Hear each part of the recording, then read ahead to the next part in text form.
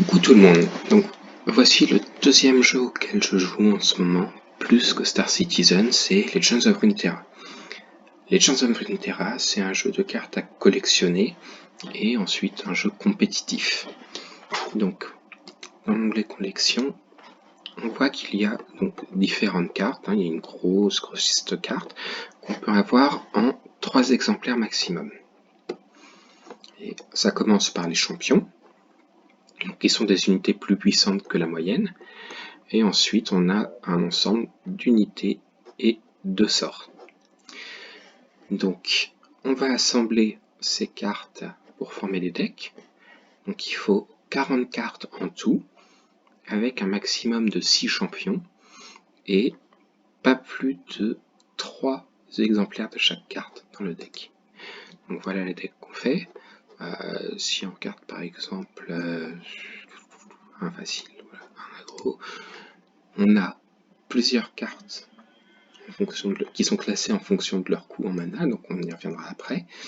Et le but c'est de faire quelque chose de cohérent pour gagner les parties. Alors je vais vous montrer rapidement une partie contre l'intelligence artificielle, parce que c'est beaucoup plus pratique, beaucoup plus rapide.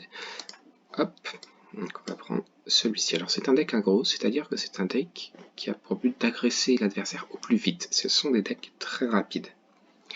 Donc on voit mes champions sont Miss Fortune et Queen, et de l'autre côté, on le revoit ici, c'est Teemo. Alors, là, j'ai des coûts qui sont assez élevés.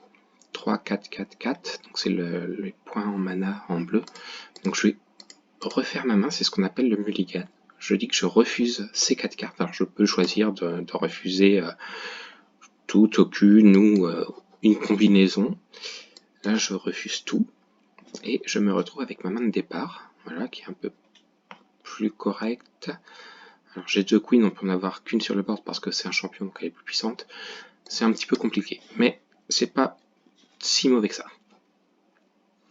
Donc là je vais attaquer parce que Teemo étant un champion, l'IA considère qu'il est indispensable, donc normalement il va pas bloquer avec. Et bien si il bloque avec, donc on tue un Teemo, on tue un de ses champions, sachant qu'il en a maximum 3 dans le deck. Alors, quel est le but du jeu? Le but du jeu, vous voyez ici, on a ce qu'on appelle un Nexus, qui est symbolisé par un point de cristal, et le but, c'est marqué dessus, c'est de réduire l'adversaire à 0 point de vie. Alors, il y a d'autres conditions alternatives, mais qui sont plus compliquées à mettre en place. Le but, c'est vraiment de mettre à 0. Comment ça se passe? Chaque tour, on va avoir un point de mana supplémentaire. Tout à l'heure, on était à 1 point en bleu, maintenant on en est à 2, et ça va jusqu'à 10 points.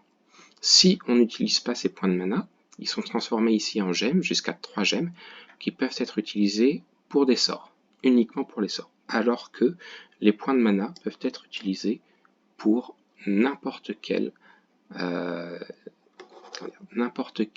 carte, sort, unité, champion.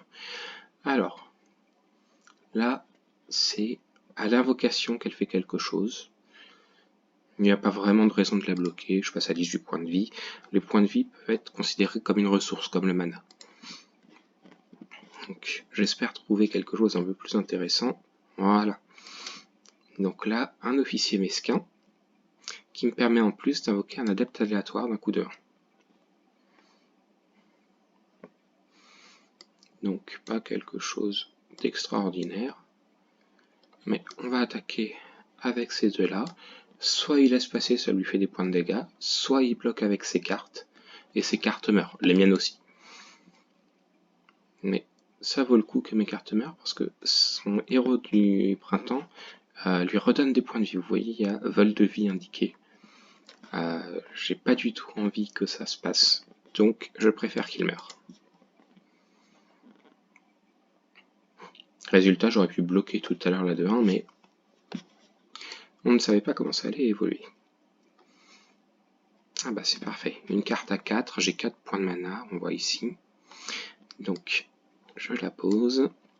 Alors, ça c'est un éclaireur. Les éclaireurs, ils peuvent attaquer 2 fois par tour. Normalement on attaque une fois par tour, mais avec les éclaireurs on peut attaquer une 2e fois.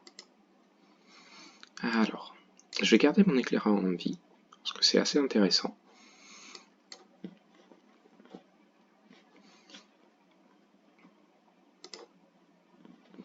Et donc, vous allez voir, je vais mettre Queen qui est aussi un éclaireur. Et donc, là j'ai un jeton d'attaque, vous voyez l'épée orange, ça veut dire que c'est à moi d'attaquer. Donc je vais attaquer avec tous mes éclaireurs. Et ça va me donner un tour d'attaque supplémentaire. Vous allez voir, vous voyez là il y a le jeton éclaireur. On ne peut pas le mettre en surbrillance, mais il y a le jeton éclaireur, qui est le symbole qu'on retrouve là. Et on attaque, sachant que j'ai provoqué grâce à ça, vous voyez l'espèce de petit crochet, j'ai provoqué son héros, pour être sûr de le tuer.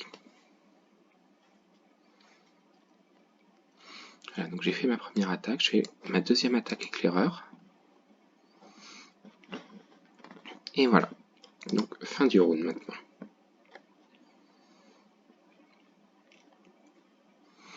Alors, on pourrait jouer une Geneviève ce round-ci, mais vous voyez, elle a une capacité, quand je suis invoqué, conférer plus 1 aux autres alliés pour ce round. Alors, là, je vais la mettre quand même, parce que j'ai pas besoin de donner plus 1 pour ce round, mais pour le prochain round, elle sera là, et j'aurai 4 éclaireurs avec lesquels attaquer.